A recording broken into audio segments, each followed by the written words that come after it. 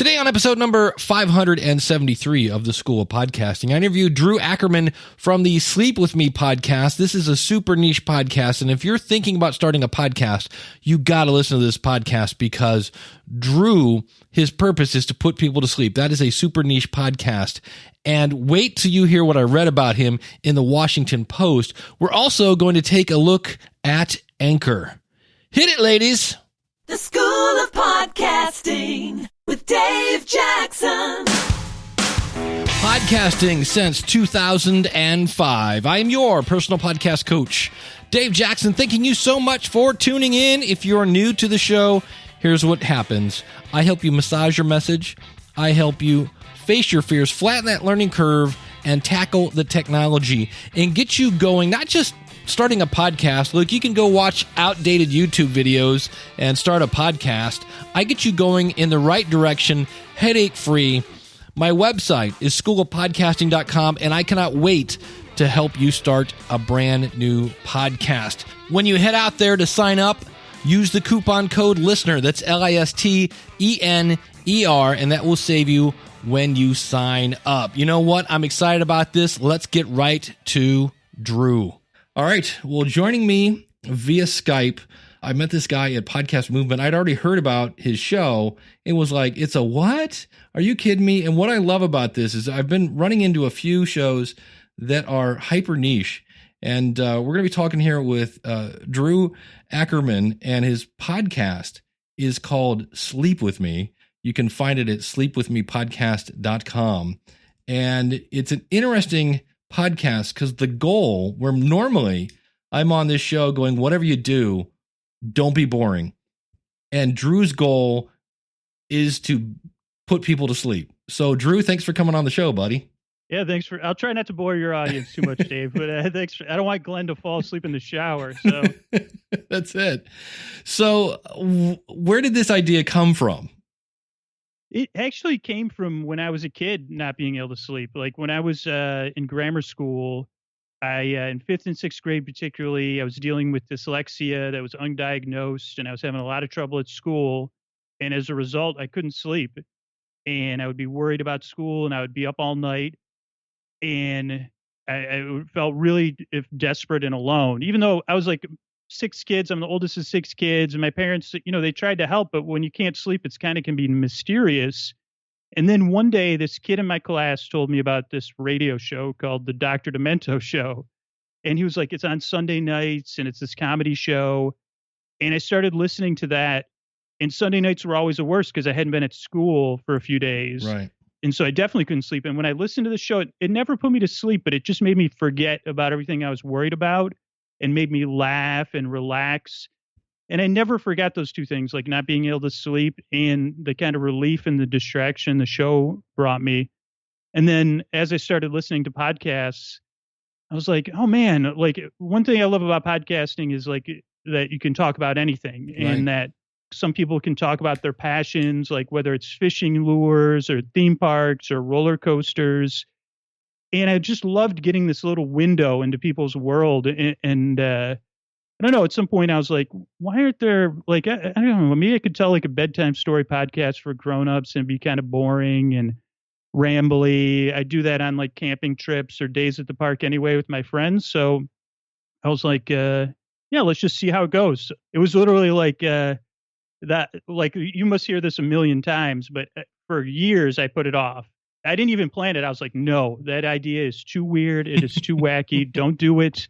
My internal critic was like, you'll be humiliated.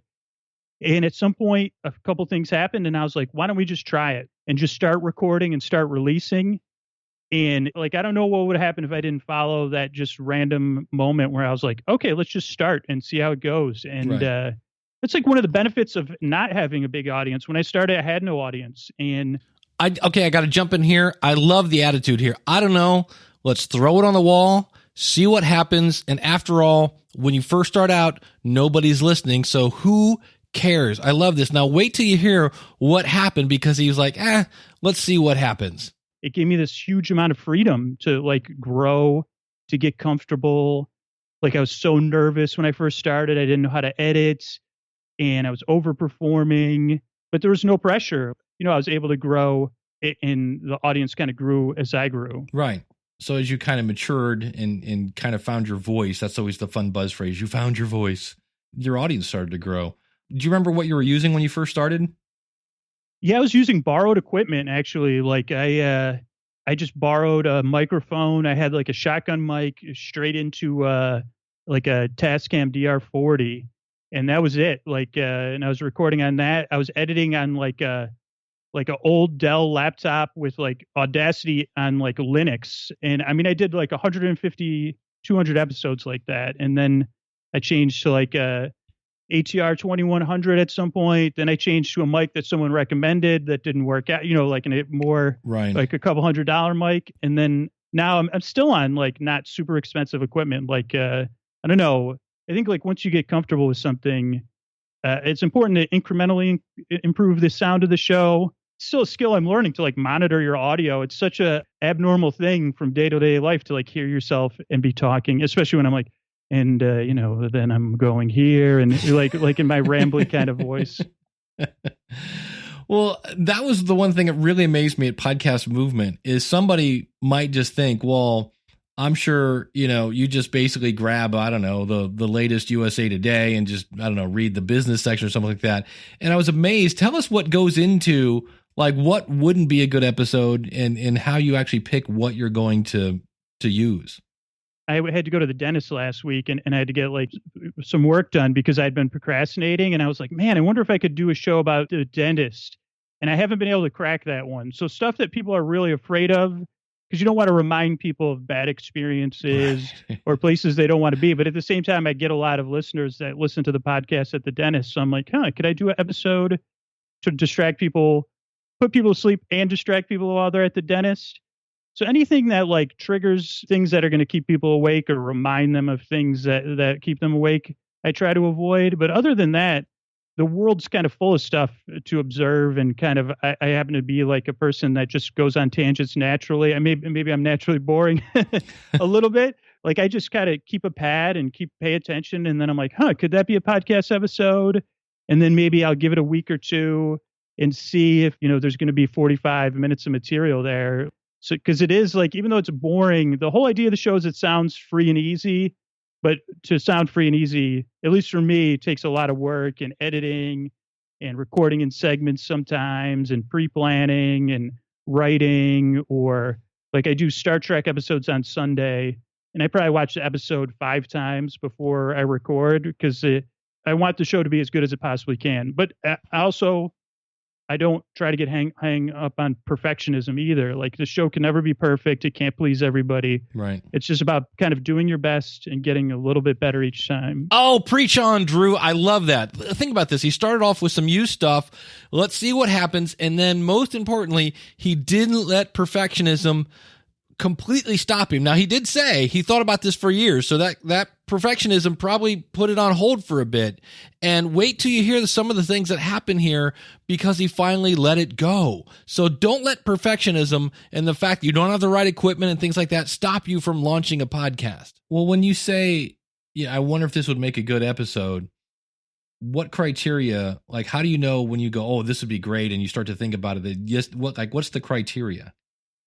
Get there enough attention that you can be distracted from whatever's keeping you awake, but not to over engage you, but to stay there and be present with you. Like for the listeners that either aren't going to fall asleep or I don't know, I guess, and this is part of where I might be chasing windmills, like overworking or trying to do too much. But it's like, I think like, just like when Walt Disney was like, oh, you got to put pupils on the eyes of those pirates in the Pirates of the Caribbean. And the people were like, well, they can't see they can't see the eyeballs from the ship. And he's like, I don't care. He goes, they can see them. He goes, right here, right in their heart. And for me, it's like having the complete episodes reassures the listener, whether they hear it or not, that I'm going to be there to keep them company, to take their mind off of stuff. And my show is like not for everybody. It's like It's pretty goofy and strange, but for the listeners, it helps. I always think back to that memory of me when I was desperate and alone in my room, and like if someone was there to keep me company, like how grateful I would be. And when I can do that for other people, it's like such an honor. Like we were talking about, because of my podcast stories, And I just heard from someone that's dealing with PTSD, like a soldier. Wow. And he wrote a review on iTunes and was like telling his story. And it like brought me to tears. It was like so humbling to know that this kind of thing I do, I mean, it makes the hard work worth it, but it's also like, and anybody out there that's like doing a podcast and having a hard time or having a hard time starting, it's like, the thing that got me started was that little twinge in my gut. And to know that that little twinge in my gut can help somebody that's dealing with something really serious, like that I listened and I had to overcome my internal critic, but that it can help somebody else now. I mean, I don't even know what to say, like, other than like, I'm totally humbled. How cool is that? And this is what I say. So many times we think about this, and he'll talk about it a little later. You know, when you first start a podcast, you're like, you have all these delusions of grandeur and thousands and millions of downloads and things like that. We need to think about that one person that we could help. Man, that's an amazing story. I love that. All right. And wait till you hear. This isn't the big thing. Wait till you hear at the end. I'm going to, a big reveal at the end of this. Let's get back to the interview. How long have you been doing the podcast?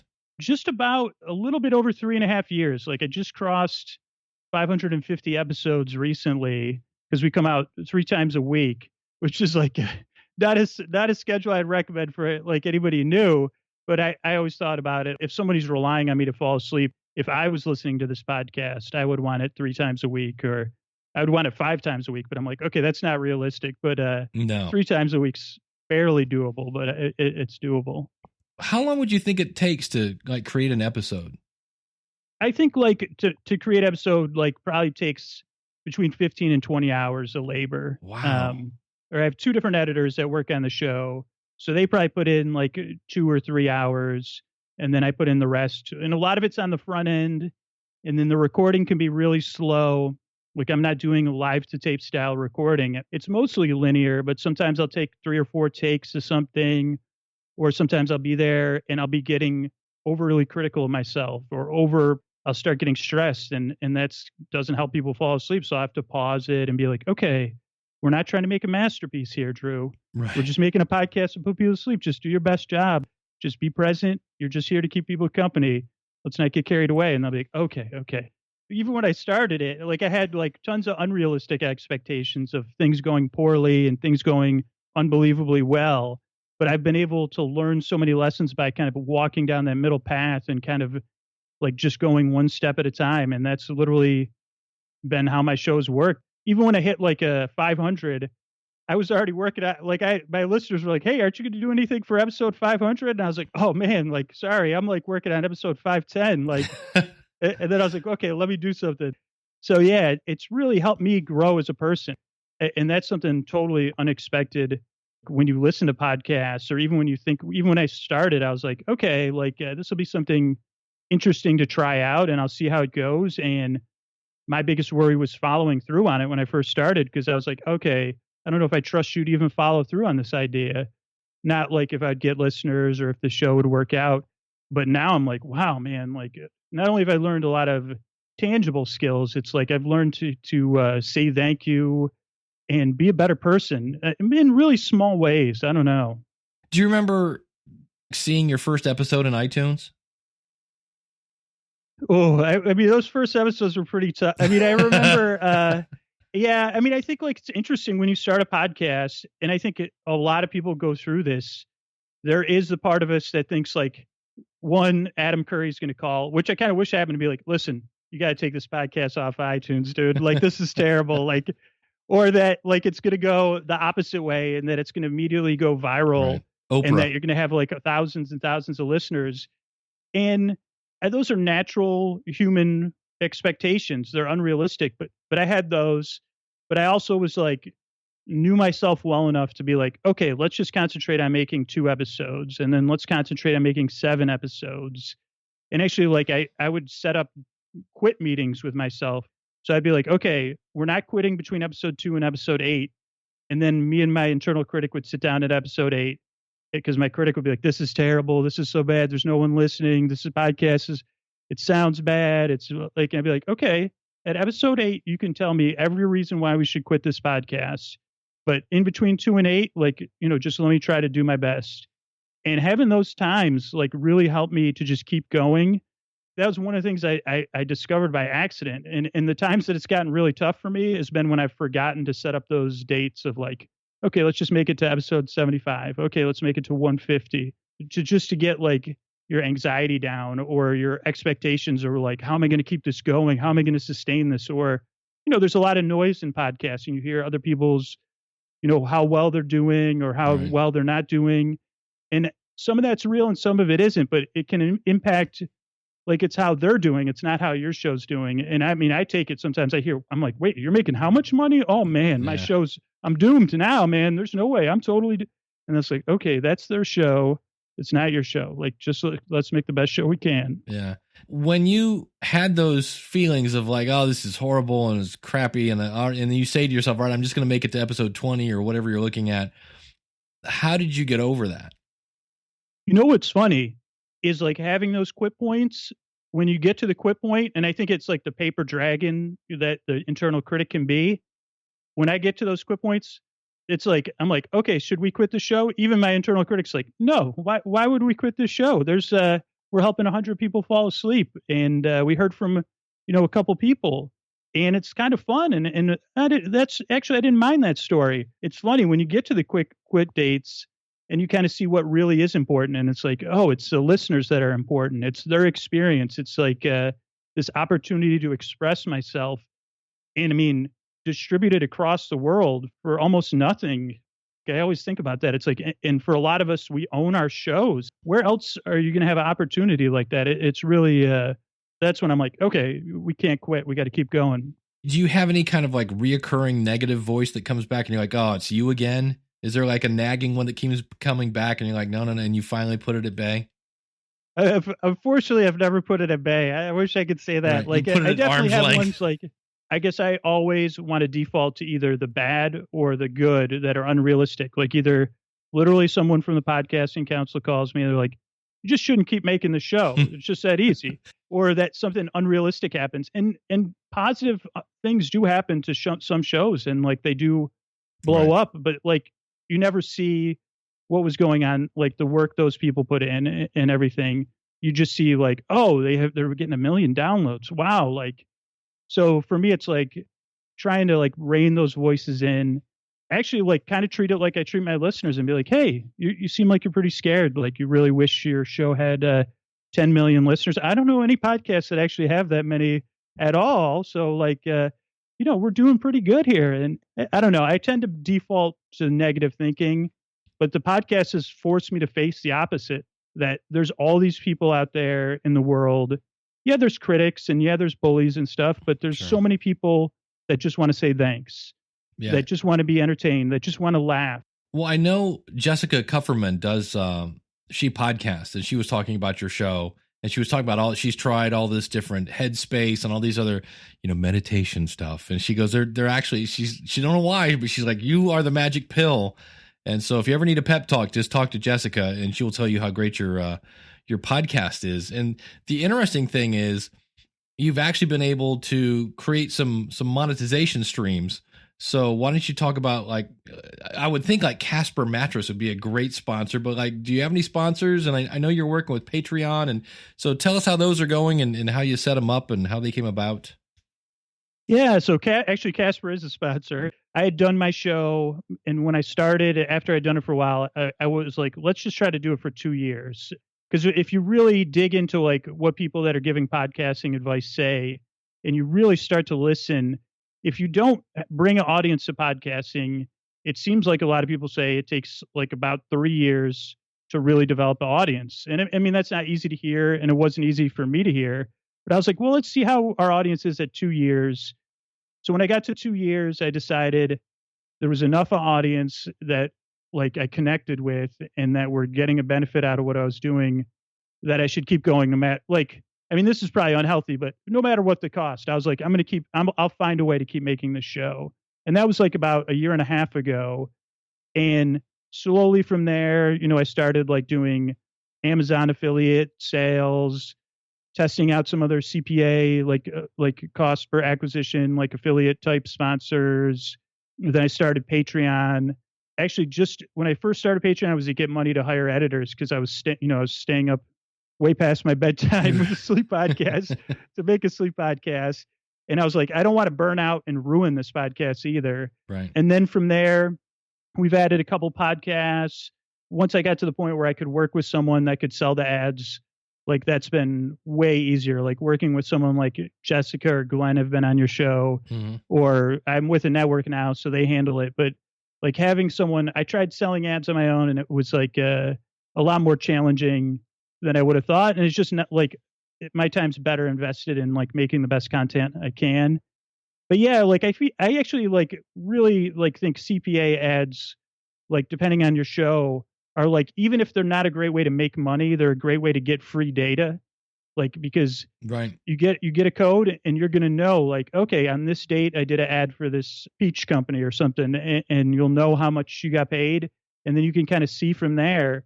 Like that was one thing I really like enjoyed about Amazon, was like getting an idea of like how many people were responding, and then being like, can I impact this? And it might not be a way to make money, but you never know what that data, like what you could do with it, or like be like, okay, do I need to change stuff around? Like, am I too nervous when I do the ad reads? That's one of my issues, or too needy or too scared. Like, and is that impacting the ad reads and stuff like that? Boom. That's called good old fashioned practice. And practice makes perfect. So Drew was like, look, I don't have any sponsors, but I'm going to pretend I have some. And that way I can actually know what I'm going to deliver when I get a real sponsor. I'm going to get some practice in on how to read about a sponsor. And then when I actually get a real one, I'll be practiced, I'll be ready, and I'll be honest with what kind of things they can expect from my audience. That is wow. Now, I would assume that your ads would be the beginning of your show. Yeah. Is that, I know the answer to that. So that's when you do them. So you basically string them all at the beginning, I'm assuming? Yeah, and I work with a guy, Jonathan Mann, and he does jingles. We call them Lula jingles, which we kind of came up with because it was like giving like one extra thing to like keep the listener engaged for that part of the show. And it's difficult, like with the sleep podcast, like a lot of companies, especially if they don't listen to the show, they're like, just like, it's like, wait, you make a podcast to what? What people, is that on Showtime? Is that like an NC-17 movie?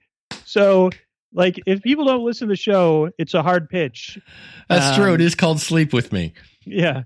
But I guess like I look at it like a lot of people, it's like, if this is going to benefit my audience and it's going to keep the content coming out and like keep it improving, I take like Rob from Libsyn's advice. Like, I still have a day job, like, and I'm readily burning like out of my vacation time, but like, it's like, I'm trying to hold on to that day job for as long as I can. So you've been doing this 3 years now. If you could go back and talk to Drew on day one, what would you tell yourself to do differently?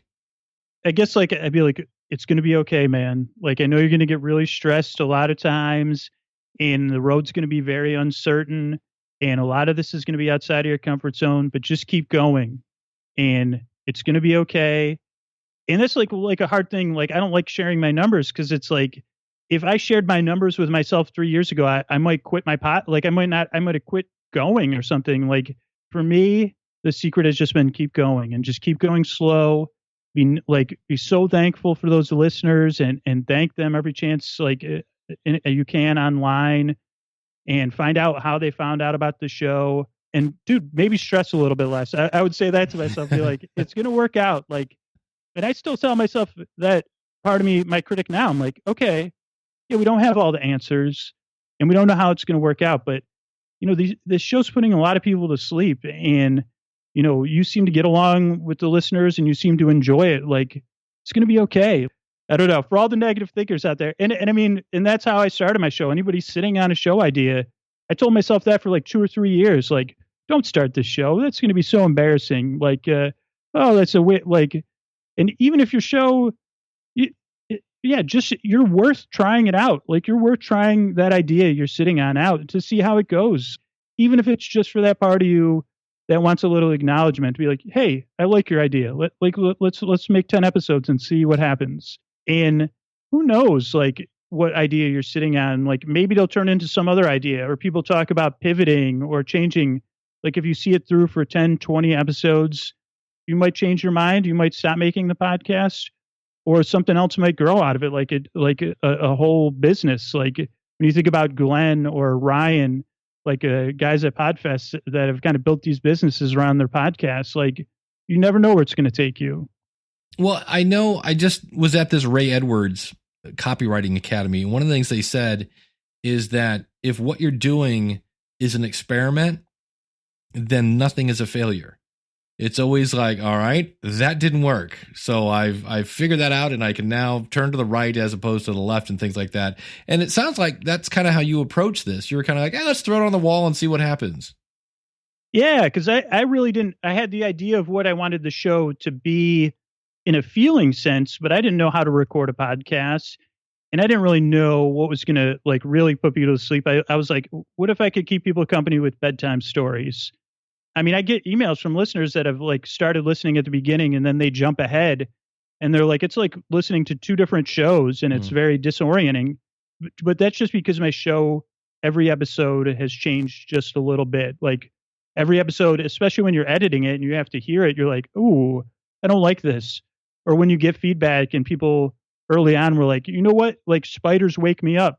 Like, please don't talk about spiders. I had to be reminded by listeners, like towards the end of my show, I would joke, like kind of like we were doing earlier, like, you know, I don't even know if anyone's hearing this, so I could almost say anything. And people would email me, be like, you know what? I can hear it. And, you know, I'm blind in bed alone. So like, don't remind me of that. And I'd be like, okay, like, and it gave me an extra sense of importance to be like, for those people that are there at the 45th or 55th minute, like lying there, that I made a commitment to them to kind of keep them barely entertained. Well, and which is awesome. I mean, it's with each little piece of feedback, you're creating just a little better and a little better and a little better content, and it's impacting people now, and they're able to fall asleep. And I think the other thing that's probably happening here, at least it sounds like it, that it sounds like some of your audience kind of feels alone, and maybe that's one of the reasons they're staying awake is they're you know, it's them against the world. And now they're kind of not, because you're there too. I would think that might be part of the reason they're able to fall asleep. Yeah, like there's this idea of relatability, which I think the intimacy of podcasting is perfect for. It's like I was saying about the gentleman that wrote me this review about his experience with PTSD. It's like I've never experienced PTSD, but I've experienced lying there in the middle of the night desperate. So while I can't exactly understand the PTSD and what's keeping him awake, like I can relate to the pain. Like, I don't know. I think podcasting and people's experiences, whether you're going to do a show about like keeping chickens in your house, or you're going to be doing a show about Wall Street, like your relatability, like your experience, your personality, that's what people are going to connect to and build trust with. I mean, that's the thing. When I start my show, I kind of do a very similar thing, because it's like, I would be skeptical listening to this podcast. So I don't blame anybody. I'm like, wait, this guy wants to put me to sleep. What's he trying to sell? Vitamins? Like, what's the angle here? Thinking about what you've been through, and then thinking about, geez, how can other people relate to it? And I mean, one thing a lot of my listeners share is like, when you can't sleep, people that can sleep, they don't really understand. They're like, just, why don't you drink some warm milk? That'll put you to sleep. They're like, I tried warm milk 25 years ago. Yeah. Like, no, I can't. So yeah, people are like looking for stuff they can connect with, like, and they say, oh, I see myself in that person, or, oh, they're dealing with something that I've been going through. I mean, here in your last show about you hitting the deer, like we were talking about before we started recording, I could put myself right there, and the frustration and the kind of adrenaline, like of like being in a car that just, you know, got in an accident, and then the kind of disappointment of being like, oh man, I just wanted to go home and go to bed, and now my car's leaking out all sorts of liquid. Well, that it's like I've never missed a Monday, and I was like, I have to find a way to get to some Wi-Fi, because I never leave home without a microphone. So I was like, I got a microphone. If I can get to Wi-Fi, I can get to my files, and we'll be good to go. One of the things you mentioned is you said there was that voice in your head that's like, oh, people are going to think this is stupid and things like that. Have you had any negative feedback?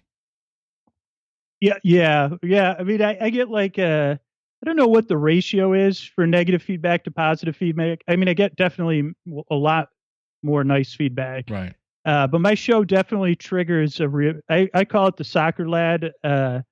Like especially in England and Australia in particular, it can set people off. And they if you look at my reviews on the UK store or the Australian store, there's some pretty intense negative reviews on there because like a certain personality, they just hear it and they're like, "What is this mishmash? What is this mumbling nonsense?" And I guess I respect that. It's like, yeah, this show isn't for everybody. I mean, that's the beauty of podcasting. It's like, if you love grilling shrimp, there's probably 5 shrimp grilling podcasts, and you can choose. Oh, this is the host I like them, or I like how they talk about grilling shrimp. So yeah, it doesn't. I mean, sometimes when people are really harsh, it can bother you, but for the most part, it's another thing about podcasting that's expanded who I am and kind of made me grow up a little bit. Yeah, and like you said, the ratio to negative to positive is always, everybody I know, it's always more positive than negative. And you've even done a good job of IDing the fact that, hey, I'm noticing that the negative stuff is coming from these 2 regions, so it might just be something cultural where it's like you said, they're like, I don't, in the same way that some people in the U.S. don't quite get Monty Python because it's quote British humor or something like that. Sometimes it's a little more dry. Your show might not be a cup of tea for somebody in the UK or Australian like that, and that's okay because you are helping some people, and that's really what matters. And the other thing I heard you say, you're enjoying this and you're having fun. As much work as you put in, it sounds like you're having a good time. Yeah. Like last summer actually was like another kind of time where I was trying to figure out the future of the podcast and be like, wow, like, should I cut back? Like, am I going to have to keep a full-time job or what am I going to do? And I was kind of let myself get down, and I was on a family vacation, and just being away from the podcast for like a week, I found myself missing it. Like, I was like, man, I really miss like acting like a goofball on the mic. And I was like, even all the work, it brings me a little bit of joy. And then hearing people's stories, I mean, for you, like helping people find their voice must be powerful. And for me, it's like hearing just people like that have lost a loved one and they can turn to my podcast just to forget about it and fall asleep. Like, I was like, who am I to just quit? Like, who am I to give up? Like, look at this. Like, who am I to buy into this negative thinking? Like, let's keep going. I think I say that a lot, but that's really been the key to my show is like sticking to the deadlines and keep going and keep getting a little bit better each time. Well, do you have any advice for the brand new podcaster that might be sitting there thinking, oh, nobody's going to listen to me or I don't know if I should do this or not? What would you say to that person? I'd be like, I mean, I know it's scary, but I think it's worth it to find out, like, and to hear, like, just to see how it goes, like, and set a number of episodes. Like, maybe you put out 2 episodes a month. So try to do it for 6 months and release them and just see how it goes. And like you kind of joke about in your show, no one's going to punch you in the face. No one will punch you in the face. Thank you, Ryan K. Parker from foodcraftsman.com. So people might send you some emails, or sometimes you're going to hear crickets. In the end, you've created something and you've taken this huge courageous step to put it out in the world. And not a lot of people get that opportunity. I mean, think about all the steps to publish a book or to make a movie or even to put something on YouTube that's around the world. Like you could put out a podcast and people could be listening to it in Chile and in Africa, in China. And even if it's just 1 or 2 people, it's like, isn't that worth the experiment? Like you're saying, and do look at it like an experiment. Be like, okay, what can I change here? Did I like this? Like, and just in case, like you kind of pointed out with me, like, what if this makes you happy? Like, why isn't that worth a try? Like to see how it goes. Like, what if this is fun? Like, who cares about the other stuff? Like, if the answer to those questions are yes. So, well, Drew, man, I appreciate you coming on the show. It's you're like one of my favorite, like, niche examples. I'm like, well, and I'll say, well, here's a podcast. And I'm like, here's the goal. And when you say it to people like that, and then I've known so many people that have actually gone and listened to your show and go, it actually works. It's really great. And so, yeah, so definitely keep going. You can find Drew over at sleepwithmepodcast.com. And of course, it's available where all fine podcasts are listened to, your iTunes and Stitchers and things of that nature. But you can check them all out at the website. And Drew, thanks for coming on the show, buddy. Hey, thanks for having me on, Dave. I just want to make sure, Glenn, you're not asleep in the shower, are you? Wake up, buddy. Thanks for having me on. It's really a pleasure, and I hope anything I said can help anybody make their show or keep going. It's great. Headline reads, America's horse husband drowns in the shower. Oh, yeah, I don't know. And the weird thing is my podcast name is Scooter, so does that mean I could adopt his pony? The Scooter and Scooter Show. Yeah. Excellent. And there you have it. Drew Ackerman. His podcast, again, is called Sleep With Me. You can find it at Sleep With Me Podcast. If you know of anybody who's having a hard time falling asleep, give it a shot. And so I was doing some research on Drew, and this is on the Washington Post. Are you ready for this? What do you think kind of downloads Drew is getting from a podcast whose sole goal is to put you to sleep? Well, according to the Washington Post, in an article titled, "This podcast is so boring it puts people to sleep, and that's why insomniacs love it." According to this, it says, as of January 2017, Ackerman says, Sleep With Me counts 2.3 million monthly downloads. New fans also download, here we go again, his entire back catalog, which is hundreds of episodes, to start at the very beginning. So when people find something that's really niche, a lot of times they go, oh my gosh, I thought I was the only person going through this. They will download your entire back catalog, which then can help add up to things like, 2.3 million monthly downloads. Oofa. That hard. That is amazing. And when I met him at Podcast Movement, I knew that there was something special about this dude. And wow, I'm just so happy because he's such a cool guy. He's a very sweet dude, pretty funny too. And wow, I stand and applaud you, my friend. That is amazing. So think about this. You could start a podcast today, and in a couple years, who knows where you might be ending up, right? Drew helped that guy with PTSD. That was amazing. And one of the things that could have easily derailed this show was Drew comparing himself to other people. What? How much do you make per episode? Wait, how many downloads do you get per? That can really, now on one hand, it can fuel via competitiveness, right? If you have a friend that's doing a similar show, that competitiveness can fuel you to go harder, faster, stronger, longer, and not give up. But also comparing it to other people will feed that negative voice in your head that goes, you should just hang it up. And look what happened if he would have just hung it up. And he just said, I don't know, I'm going to borrow some equipment and I'm going to start. I could go on this forever. I just think this is a great story. And Drew, thank you so much for coming on the show.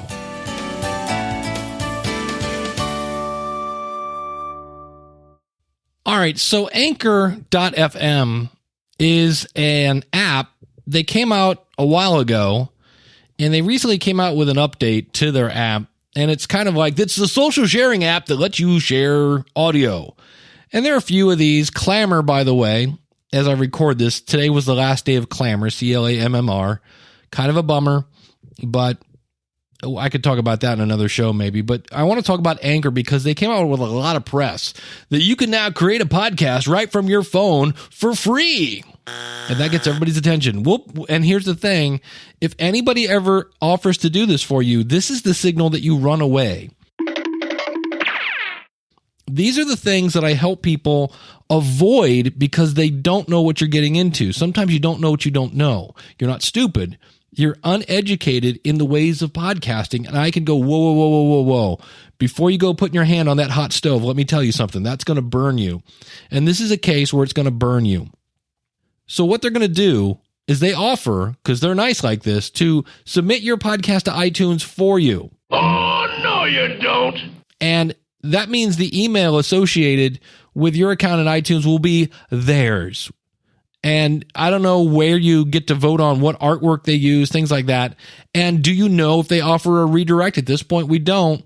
And so what this means is there's a very good chance that, remember, later on this year, sometime later on this year, you're going to be able to see how far people listen to your podcast in iTunes podcast or in Apple's Podcast Connect. Not if you don't own your podcast, you're not. So that's a really bad idea. And so I was talking about this with Jim Cullison on my Saturday show. We do a live call-in show, askthepodcastcoach.com/live every Saturday at 10:30 Eastern Standard Time. And Jim was saying, this might not be a bad tool to get feedback from your audience. And I was playing with it this afternoon, spent a good hour with it, and it kind of is and kind of isn't. On one hand, Jim actually would help me test it. He answered a question, and it was cool. It sounded great because it's somebody using the microphone on their phone without using the phone lines. So there's no way to get it off my phone. I can't forward this to Dropbox. I can listen to it, but there's no way to get it off my phone that I see. When I log into Anchor on their website, there's no way to hear what's called a call-in. So yes, I can get that feedback, but if I want to play it on my show, I've now got to basically take my phone and send it somehow into a mixer so I can then send it into my computer, however you want to get it. You're going to have to hit play on your phone and record on something to get that. And that I was like, and that's kind of wow, you just made this a pain in the butt to get feedback. You made it super easy to get it and super not easy to then use it. So I was like, and it's kind of a case where they're trying to be everything to everyone. So for example, I tied my SoundCloud to my Anchor, and then I shared a song that I liked, of which is kind of weird because it then plays about 10 to 20 seconds. Now you're like, wait a minute. Does this mean I can play music on a podcast? Nope. Because if you then later go in to make this music track an episode, they go, no, you can't send that. So just for the record, we haven't talked about that in a while. If you want to play music on your podcast, it's got to be what we call royalty free. So if you want to play whatever the latest, Kiss or Van Halen or whatever, Britney Spears, you've got to have permission of the songwriter, the song performer, and whoever owns the mechanical rights, which is usually the record label. If you don't have that, that means you can't play it. It doesn't matter if it's 10 seconds, 2 seconds, 2 minutes, all of it. No, can't do it. And so that made a lot of people think, and they're kind of like, this is a way for everybody to do radio. Well, I've said this before, radio and podcasting are two completely different things. So my main point of this is, if you heard I can make a podcast with Anchor, yes, you can, poorly. So I would stay away from this.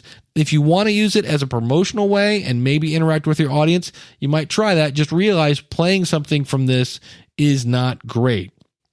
Versus something like Voxer, where I believe you can download if somebody responds to you, or my favorite is SpeakPipe. But the difference with SpeakPipe is you have to send people to your website. This lets people follow you. So I hope in the future they'll allow you to send audio out of your app into something that you could then take and put it into your podcast. Because their thing is, just throw it into your podcast. And I'm like, no, I'm not using you for a podcast. I'm using you for a feedback tool. So when you try to be everything to everyone, you're usually not good at any of the things you're trying. You are a, how's that go? Master of none, jack of all trades, master of none. So I'm still not really impressed with Anchor. I wasn't on the first version of it. And it's a cool app. I get it. But in the end, I'm like, not quite really what I was looking for at this point. It's anchor.fm. It is free if you want to check it out. But I definitely will not use this for submitting a show to iTunes. All right. I want to throw in one other quick clip that I got this week. And I just love when I hear cool ideas, and I'm like, yes, make this podcast. Check this out. Hi, Dave. This is Lance Olive. I just launched a podcast called the Apex Roundup Podcast. I'm the mayor of Apex, North Carolina. I wanted to have a voice of my own that was a little bit disconnected from the official voice of the town of Apex, but also wanted to kind of step in and talk about the things that the print media has kind of pulled away from talking about. They're no longer printing valid news locally, and they've gone more towards state or national news or human interest or recipes, and nobody's interested in that. They want to know what's happening right here, right now. I decided to start my own podcast, and thanks to you and Chris with the engineering podcast. I listened to probably a dozen episodes of each until I got confident enough to set up my own system, begin recording. I made a couple of versions before I finally got the first one published. I'm now live on iTunes and Google Play. Had the first episode out, working on the second one, and looking forward to a successful long career. Thank you very much for your encouragement. I enjoy your podcast, and keep it coming. God bless. Thank you, Lance. I think that's very cool. I know if there were like 42 hours in a day, I definitely would have a local podcast. And to me, here again, I think the riches are in the niches. I think the more niche you go, the more. I just watched the documentary, The Messengers, with I have an aunt who's in from Texas. I watched it with a cousin. I watched it with a bunch of people. My great nephew. They thought it was kind of cool that Uncle Dave was on the TV. But it was cool to watch it in a room full of people who really didn't know anything about podcasting. My brother was like, wait a minute. I'm like, yeah, that guy there, Glenn the Geek. Yeah, he does this full time. Yeah, that guy, John Lee Dumas. He makes more money in a month than both of us do in a year. What? Huh? Wait, can I start a podcast? It was really, really cool. And in that, Glenn the Geek talks about that his most rabid audience that just love his show is the one that has the smallest audience because it's hyper niche. Now, you don't have to do that. Kind of depends on what you want to do with your podcast, but we've seen it. Those people that go, oh my gosh, I can't believe I found a show that puts me to sleep. I can't believe I found a show about carriage racing or whatever it is with Glenn. And it's a podcast about sheath cleaving. What? It's crazy. So when you're ready to start a podcast, I've been doing this 12 years, and I have seen what works and I have seen what doesn't work. And I have seen companies that come up with what they think are great ideas, but they're not great ideas because they're geared towards advertisers or they're not geared towards the audience. One of the things I loved about this interview with Drew is he said, it's all about his audience. And I'm like, yeah, there's a guy that gets it. He gets it. And he didn't start off trying to make money. He was like, look, I'm going to dabble with some stuff and see what I can figure out.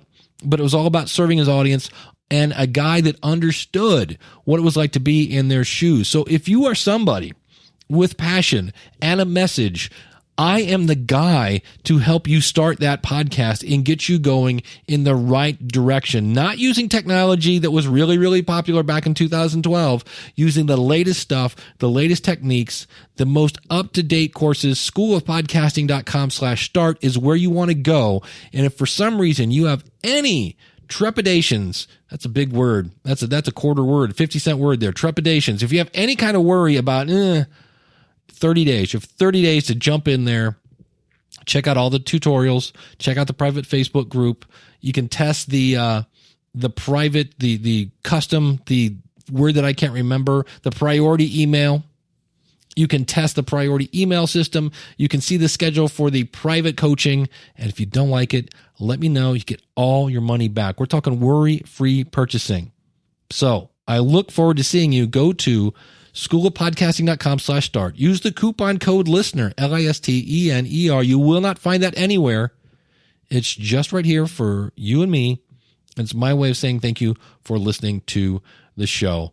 Nothing to update on the deer car situation. I still don't have a car. I'm using my brother's minivan, so I think probably tomorrow I'm going to go out cruising for chicks. Oh, I know what you may be thinking. Dave, I thought they like Camaros and Corvettes.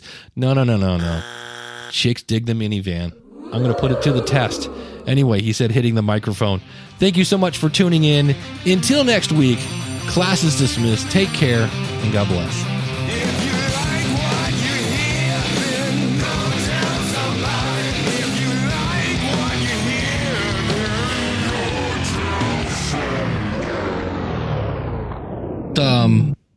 And this is going to be an edit part because I just had a question and it went right out of my head. I love when I do that. Excellent.